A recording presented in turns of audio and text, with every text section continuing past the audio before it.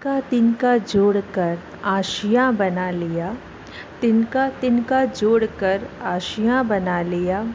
कांटों की डालों पर चलकर मैंने, कांटों की डालों पर चलकर मैंने फूलों का एक जहां बना लिया। थे कल तक अनजाने अपनों से, थे कल तक अनजाने अपनों से, आज हर दिलों पर एक मुकामे घर बना लिया। तिनका तिनका जोड़कर आशियाँ बना लिया। दोस्तों, आज आपको एक रियल स्टोरी सुनाती हूँ। एक बार सोनू नाम का एक लड़का हुआ करता था। बहुत ही रॉयल फैमिली थी उसकी।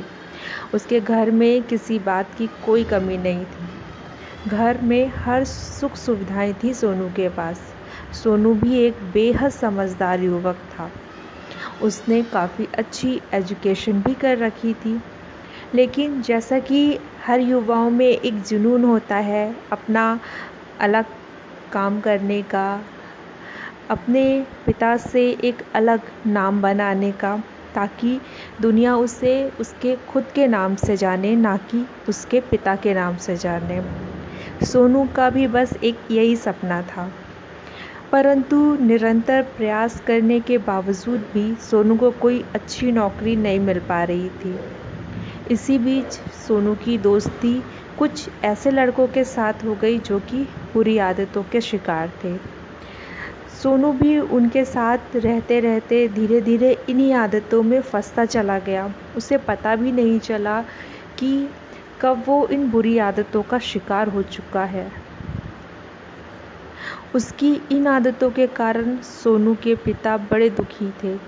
धीरे धीरे सोनू के पिता को अपना घर, कारोबार और सब कुछ सोनू की इन आदतों के कारण गंवाना पड़ गया। और अब ये हालत हो गई थी कि सब कुछ ख़त्म हो चुका था। घर में खाने तक के लिए अनाज नहीं था।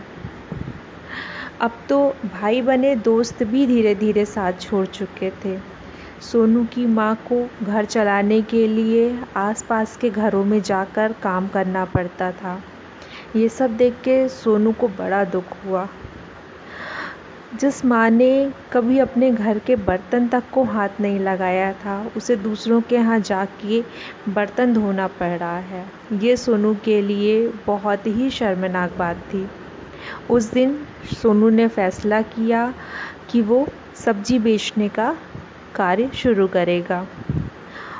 और उसने अपने फैसले के अनुसार दूसरे दिन से ही सब्जी का ठेला लगाया। उसने खूब कड़ी मेहनत की, दिन रात मेहनत करता गया। धीरे धीरे उसकी ये मेहनत रंग लाने लगी और वो दिन पे दिन तरक्की करता हुआ चला गया। जिस सोनू ने एक ठेले से शुरुआत की थी, अब वो 40-40 ट्रकों का मालिक बन चुका था। जो लोग उससे किनारा कर चुके थे, वो अब उसके प्रशंसक बन चुके थे। पर सोनू ने भी सब कुछ भुलाकर सबका सम्मान किया और एक प्रतिष्ठित ज़िंदगी को जिया, जो कि उसका हमेशा से सपना था। इस कहानी को बताने का निष्कर्ष ये था कि अपने बुरे समय से कभी भी घबराए नहीं। ये वो समय होता है जो ईश्वर हमें उपहार स्वरूप देते हैं।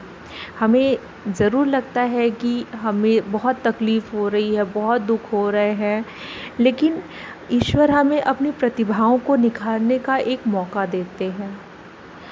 हम चाहें तो इस मौके का सदुपयोग करके कोयले में से हीरा निकालने का प्रयत्न कर सकते हैं और ख़ुद को कुंदन की तरह चमका सकते हैं।